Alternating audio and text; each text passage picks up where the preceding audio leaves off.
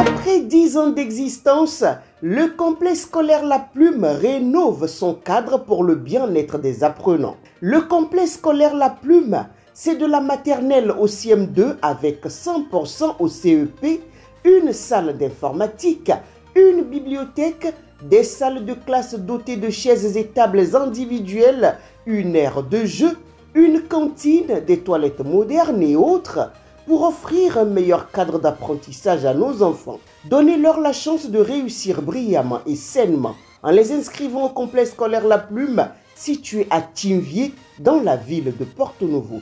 Contact 00229 61 16 96 69 ou encore 00229 99 15 40 30. Au complexe scolaire La Plume, nous formons réellement l'élite de demain.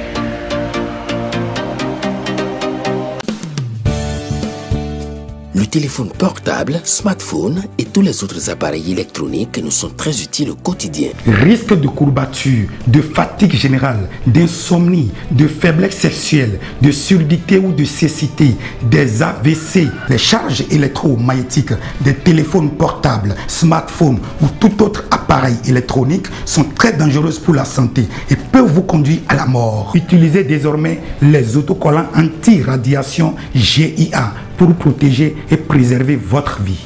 Les amis, faites comme moi, Gégé Lapino, en adoptant DMA GIA.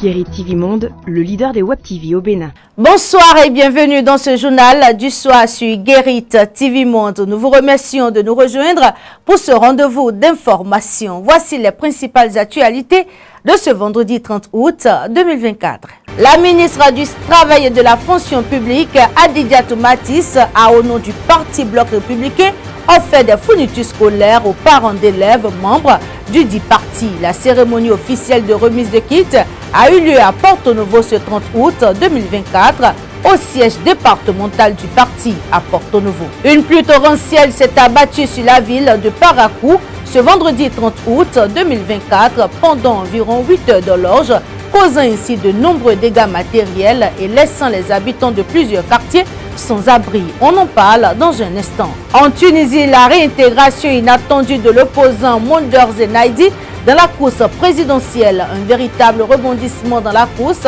à la présidentielle tunisienne dont le premier tour est prévu pour le 6 octobre prochain. À nouveau, bonsoir et bienvenue. Au nom du Parti Bloc républicain, la ministre du Travail et de la Fonction publique, Adidiatou Matisse, a offert des fournitures scolaires aux parents d'élèves membres du Parti Bloc républicain dans les communes de Porto-Novo, des Agégué et d'Adjara. La cérémonie officielle de remise de kits a eu lieu à Porto-Novo ce 30 août 2024 au siège départemental du dit parti à Porto-Novo. Par un déplacement dans les deux autres communes, les bénéficiaires sont rentrés en possession de leurs dons. Latifat Kouenou, Patricia Ironton. À la veille de la rentrée scolaire 2024-2025, le Parti Bloc républicain renouvelle son soutien annuel aux parents d'élèves des communes de Porto-Novo, des Agégué, d'Adjara et de Sémékodji. Ce vendredi 30 août 2024, la ministre Adidiatou Matisse a organisé une cérémonie de remise officielle de fournitures scolaires en présence des leaders du parti, du Cheval Blanc Cabré. Cet accompagnement vise à soulager les parents d'élèves membres du parti. Nous avons senti la nécessité, comme nous en avons l'habitude au BR, d'accompagner les parents d'élèves, surtout ceux qui ont des moyens modestes, de les accompagner dans la préparation de la rentrée scolaire 2024-2025. Les apprenants des communes bénéficiaires ont reçu un kit scolaire bien fourni pour la reprise des classes. 3000 kits scolaires composés de cahiers de 200 pages, des cahiers de 100 pages, des couvertures cahiers, les boîtes d'outils appelées vrais dessinateurs. Nous avons également des bics de différentes couleurs, des ardoises, chiffons. C'est vrai, ça ne peut pas couvrir tous les besoins, mais cela va quand même soulager les parents. Bien que ces lots de fournitures aient été jugés modestes par la ministre Adidiatou Matisse, ils sont très précieux pour les bénéficiaires. Les fournitures scolaires, en ce moment précis, est un souci pour les militants, sinon la population des Agégués en ce début d'inondation. Ce geste, vous pensez que ce n'est rien, mais très significatif. Moi, elle a fait un geste qui est vraiment très important pour nous, les Porte-Nouviens, surtout pour nous, les biens. La ministre Adidiatou Matisse a exprimé son grand souhait de voir émerger les meilleurs élèves du Bénin parmi ceux des communes de la 19e circonscription électorale. Je souhaite que parmi nos élèves de Porto-Novo, Semekodji, Agégué, Adjara, qui est les meilleurs examens nationaux 2024-2025. Loin d'être une rencontre politique, la ministre a transmis à l'assistance le message du président du parti Bloc républicain, le ministre d'État Abdoulaye Bio-Tchane, qui était empêché. Et me charge de vous dire d'être rassurés. Ne vous laissez pas distraire par les vendeurs d'illusions. Si vous allez ailleurs, vous serez les derniers venus. Alors ici, vous êtes les premiers. Vous êtes les premiers au niveau du BR. Vous êtes les membres fondateurs même. Ne vous laissez pas distraire. L'homme a dit fidèle. À la tête d'une délégation du parti, Adidiatou Matisse s'est rendu dans la cité lacustre et dans la cité des tambours pour mettre les dons à la disposition des bénéficiaires.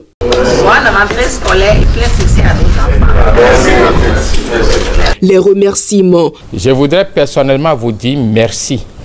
Elle a un cœur de partage. Les chants.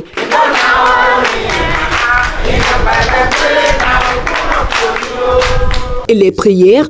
Que Dieu le Tout-Puissant soit avec elle. Ont fusé pour exprimer leur gratitude envers le donateur. Merci et félicitations à vous parce que vous connaissez tout ce qui est bon.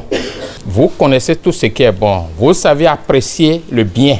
Ce don annuel, effectué par le Parti des jeunes et des femmes, témoigne de son engagement à s'investir dans l'épanouissement de ses membres. Par le biais d'un communiqué en date du 27 août dernier, l'Office du baccalauréat a annoncé la distribution des attestations du baccalauréat 2024 qui démarrera le lundi 9 septembre prochain et prendra fin le samedi 14 septembre. Rendons-nous à présent à Parakou, Sagrogne, dans le rang des étudiants de la Faculté des Lettres, Arts et Sciences Humaines de l'Université de Parakou. En attente de la délivrance de leurs pièces administratives, ces derniers dénoncent la lenteur administrative et interpellent les autorités des canals. Ces autorités affirment d'ailleurs ne pas rester inactives et invitent par ailleurs les étudiants au calme. Le point avec Anselmo Richard et David Yémé. Plusieurs étudiants de la Faculté des Lettres, Arts et Sciences Humaines, Flash de l'Université de Parakou, attendent toujours la délivrance de leur attestation de licence ou d'autres documents administratifs malgré des demandes effectuées depuis plusieurs mois. Cette situation incompréhensible suscite de vives inquiétudes parmi les étudiants concernés. Je suis là depuis le matin, juste pour le retrait des attestations. On avait déposé il y a quelques mois passés, depuis avril passé, jusqu'à l'heure, je n'ai pas encore eu la chance de gagner. Je suis venu ici ce matin, c'est pour retirer mes pièces, pour pouvoir passer les tests de l'AME.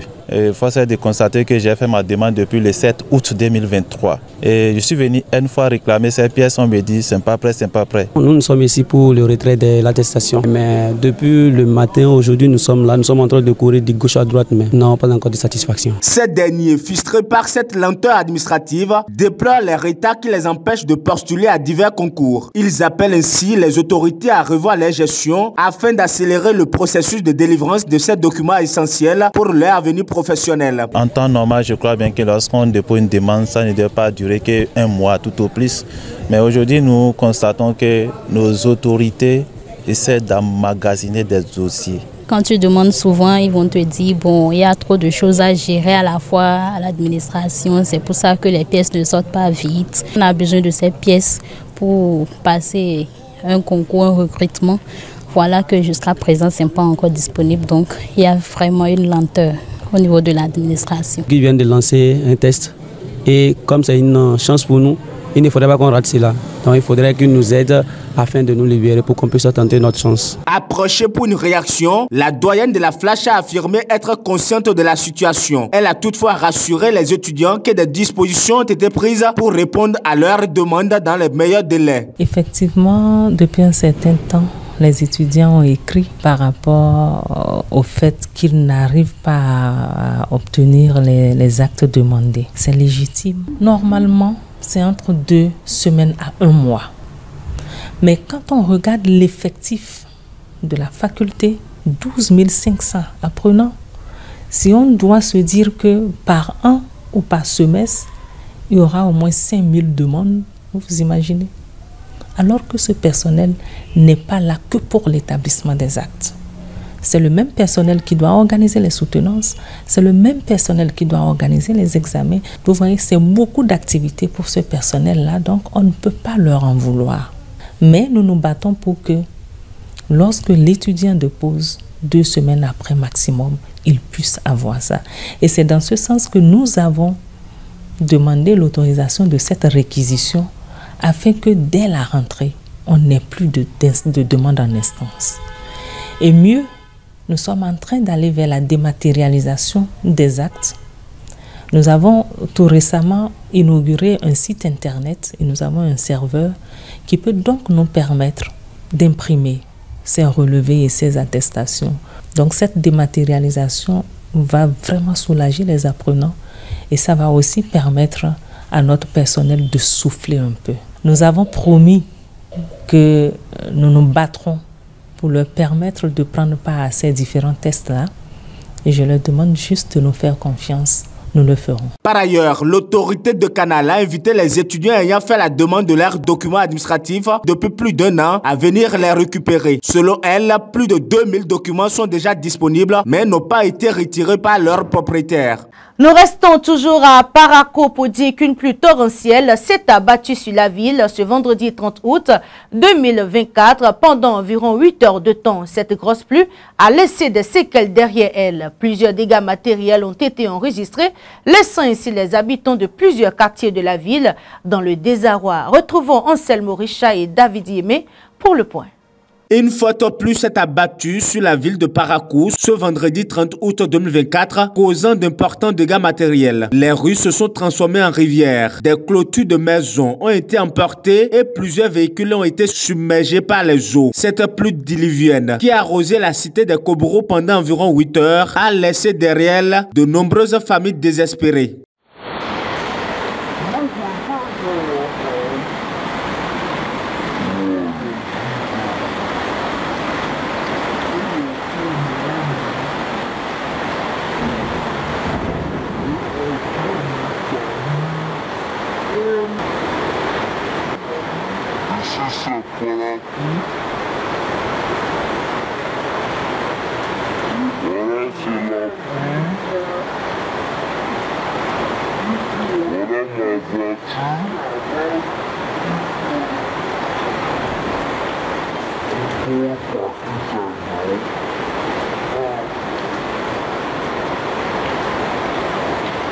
L'inondation a ravagé plusieurs quartiers de cette 3e ville à statut particulier. De Zongo à Gbira en passant par Dokparou, dans le 3e arrondissement, les habitants des zones touchées ont poussé des cris de détresse.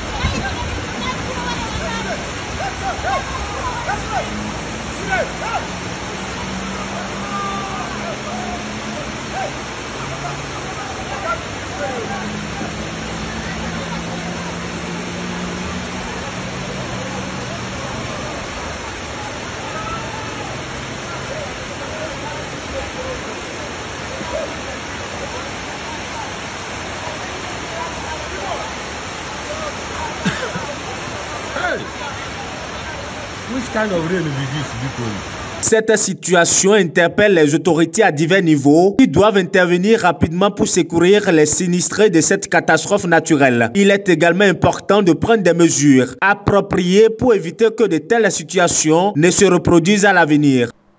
En 8 ans de gouvernance, le Bénin a connu un développement croissant grâce aux différents projets et réalisations du programme d'action du gouvernement du chef de l'État, Patrice Talon. C'est à ce changement radical du pays que le commentaire de la rédaction de ce vendredi 30 août 2024 s'est intéressé en illustrant toute la satisfaction de l'honorable Mathias Kouanou alias Akoma de la gouvernance de la rupture. Latifat Kouanou. Depuis l'arrivée au pouvoir du président Patrice Talon, le Bénin a radicalement changé grâce aux différents chantiers de développement. Après 8 ans de gestion, les citoyens vivant dans les zones les plus reculées du Bénin peuvent aisément constater les changements opérés. En comparant le chef de l'État aux anciens présidents, l'honorable Mathias Kouanou, élu de la 20e circonscription électorale et membre influent du bloc républicain, confirme que le président Patrice Talon est un véritable Agbonon. Selon lui, il faut être un président hors pair pour réaliser des avancées remarquables dans toutes les communes du Bénin sans distinction d'ethnie ou d'appartenance religieuse. Il faut un tel leadership pour mettre fin au détournement, aux fraudes, aux infrastructures de mauvaise qualité, aux projets inutiles, aux poses de première pierre symboliques pour réduire la cybercriminalité et bientôt pour éliminer la nécessité des évacuations sanitaires. Il faut un tel président pour faire face aux différentes crises mondiales et développer le Bénin, un pays sans ressources naturelles significatives. De plus, Mathias Kouanou, alias Akoma, apprécie les projets sociaux mis en place pour le bien-être des femmes et des enfants vulnérables. Le député de la mouvance présidentielle relève fièrement les acquis du gouvernement de la rupture dans les domaines de la santé, de l'agriculture, de la décentralisation et bien d'autres. Les tournées gouvernementales initiées par le gouvernement sont d'une importance capitale.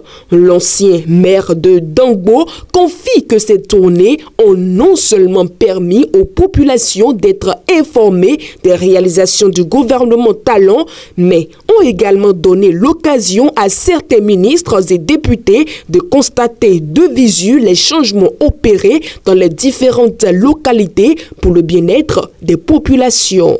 Je le cite, « Je parie même qu'il y a des députés et des ministres qui n'avaient pas connaissance de certaines infrastructures réalisées sous le pouvoir du président Patrice Talon. » Fin de citation. Conscient qu'il reste encore à faire, le chef de l'État a jugé nécessaire de se rapprocher des populations pour les écouter, recenser leurs difficultés et leurs doléances. Cette initiative a été bien appréciée par la population. S'en est réjoui l'honorable Mathias Kouanou, dont le parcours force l'admiration en politique. Ancien chef d'arrondissement de Kessounou entre 2008 et 2015, il a été maire de Dangbo entre 2015 et 2019 avant d'être élu député dans la 20e circonscription électorale. Traditionnellement perçu comme un devoir réciproque d'aide et d'assistance ou de collaboration gracieuse qui existe entre les personnes d'un groupe, d'une communauté, fait du lien qui les unit, la solidarité permet de créer un monde plus harmonieux. Mais il faut noter que cette valeur, jadis connue au sein des Africains, disparaît de plus en plus. Les raisons, ses avantages et son importance sont à découvrir avec Mouibou Karimou, un sage que je vous invite à suivre. La solidarité, c'est la chose la plus aimée par Dieu, le Seigneur. C'est le sens normal même des choses. En principe, s'il y a solidarité dans un milieu, ça fait régner la paix. Donc nous devons apprendre à être solidaires les uns envers les autres. La solidarité, la part de la famille. Si déjà la famille même entre elles.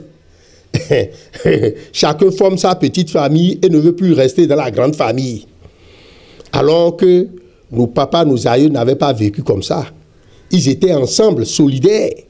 Entre eux, ils se complétaient. Et ça fait une puissance. Mais aujourd'hui, vous avez un peu de moyens, vous quittez le grand cercle et vous détachez. Quand vous vous détachez avec votre petite famille, je ne suis pas sûr que vos progénitures vont agir comme les anciens. C'est ça aussi la base. Et c'est ça qui fait que la solidarité agissante là ne se voit plus correctement. Nous sommes en train de perdre cette valeur. Et sans cette valeur, le monde n'aura pas sa valeur. Mon papa, il en fait autant que son âme repose en paix. Il en fait et il en a bénéficié avant de mourir. La scène s'est passée à Ouida, où 2 écoliers se battaient. L'autre a blessé son second avec son ardoise. Mon papa allait au service, mais il a vu la scène. Il a rapidement pris celui qui est blessé. Il l'a amené à la maison, l'a soigné d'abord. Et le petit se vengeait, il veut venger quand même, il dit non. Mais pourquoi? J'étais déjà soigné, il dit, et mon ardoise perdu, mon bic est perdu. Mon papa lui a acheté une ardoise et un bic et l'a ramené en classe. Vous savez que des années plus tard, ce petit-là est devenu magistrat. Mais mon papa ne le reconnaît plus. Mon papa ne le reconnaît pas. Mais il a reconnu mon papa à la barre. Il a d'abord renvoyé l'audience et après a convoqué mon papa et a dit, mais vous me connaissez papa? Papa a dit non. Mais vous avez fait Ouida dans les années comme ça? Papa a dit oui. Mais le petit qui était blessé là, que vous avez amené à la maison, c'était moi. Voilà. Donc, il faut toujours être solidaire. Ce que vous faites à l'autre, ce que vous faites de bien à votre prochain, à votre vis-à-vis, retournera vers vous. Et voilà qui nous amène hors de nos frontières. En Tunisie, la réintégration inattendue de l'opposant Moder Zenaidi dans la course présidentielle. 6 candidats pourraient affronter le président Kais Saïd lors du premier tour le 6 octobre prochain. La liste définitive devrait être connue le 3 septembre. C'est un rebondissement majeur dans la course à la présidentielle tunisienne dont le premier tour est prévu pour le 6 octobre. Après Abdelatif Mekki, ancien ministre affilié au parti islamo-conservateur Ennahda, et avant Imed Daimi, le vice-président du Hibs El Arak, le parti de l'ancien président Moussef Mazouki, le tribunal administratif de Tunisie a décidé jeudi 29 août dernier de réintégrer Moder Zenaidi dans la compétition électorale. Ce dernier, ancien ministre Souzaïn El Abidine Ben Alid et principal concurrent du président Kais Saïd, candidat à sa réélection, avait été initialement écarté par l'instance supérieure indépendante pour les élections le 10 août aux côtés de 13 autres candidats. Parmi les candidatures déposées, seules 3 avaient été validées par l'ISIE.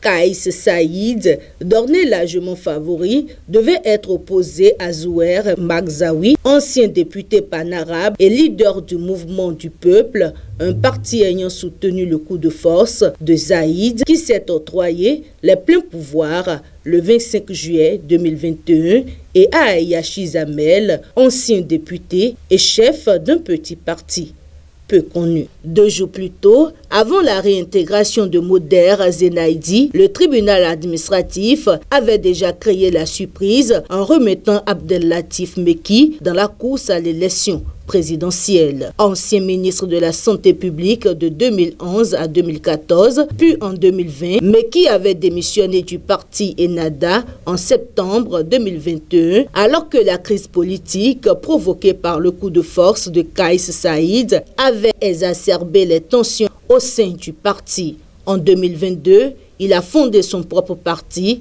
Travail et Réalisation, dont il est devenu le secrétaire général.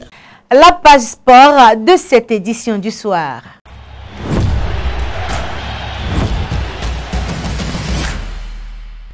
Engagé sur le 100 mètres homme, Faisal Achiba était sur la piste ce vendredi 30 août 2024. Au départ du premier tour, série 2, l'athlète béninois a terminé 5e de sa course avec un temps de 11,24. Il bat ainsi son record personnel de 11,24. À l'issue de ce premier tour, seuls les 3 premiers de chaque série et les 2 meilleurs temps se qualifient pour la finale. Plus de précisions avec Faouzia Sefou. Malgré ce record personnel, Faisal Achiba ne sera pas en finale. A rappeler que le sprinter béninois s'est qualifié sur le terrain pour ces Jeux paralympiques de Paris 2024 en décrochant le minima requis lors du 7e meeting international du Grand Prix Moulay El Hassan de Marrakech. Compétition au cours de laquelle Faisal Achiba a décroché 2 médailles d'or aux 100 mètres et aux 200 mètres et une médaille de bronze au saut en longueur. Merci à vous, Faouzia Sefou. Et voilà qui vient mettre un terme à cette édition. Merci d'avoir été en notre compagnie et bonne fin de soirée. À vous.